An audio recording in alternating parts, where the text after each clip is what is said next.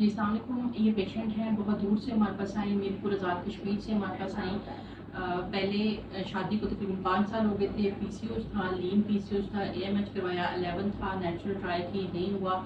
फिर हमने जब इनका स्कैन किया तो हमें पता चला कि इनका इकोजेनिक स्टोमा ज़्यादा है, यानी एग के शेल थिक है, जिसकी वजह से फर्टिलाइजेशन में प्रॉब्लम हो रही है। हमने इनको एक्सी का मशवरा दिया। स्टार्ट में ये बहुत डाउटफुल थी, हमने इनका एक्सी किया।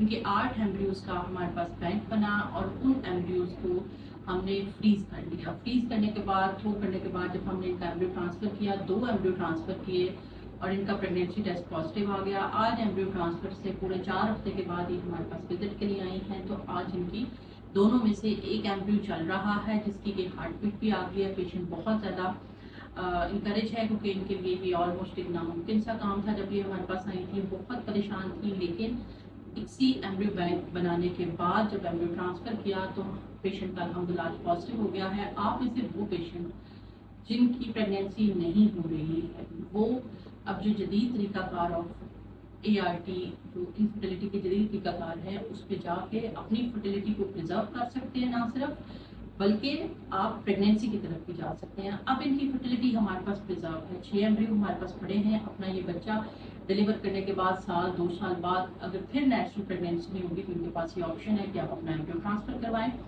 और उस प्रेगनेंसी को जो है वो आप उन एम्ब्रियोज को यूज़ करते हुए आप अपना नेक्स्ट बेबी प्लान कर लें। हमारे यहाँ चूँकि अब शादियों की एज जब ज़्यादा हो गई है, तो इसलिए बहुत सारे पेशेंट्स ऐसे होते हैं जो कि 10-10 साल नेचुरल का वेट नहीं कर सकते। 4 से 5 साल वेट करें, नहीं हो रहा तो आप आगे IVF, ICSI और एम्ब्रियो बैंक के ऊपर चले जाएं और प्रेगनेंसी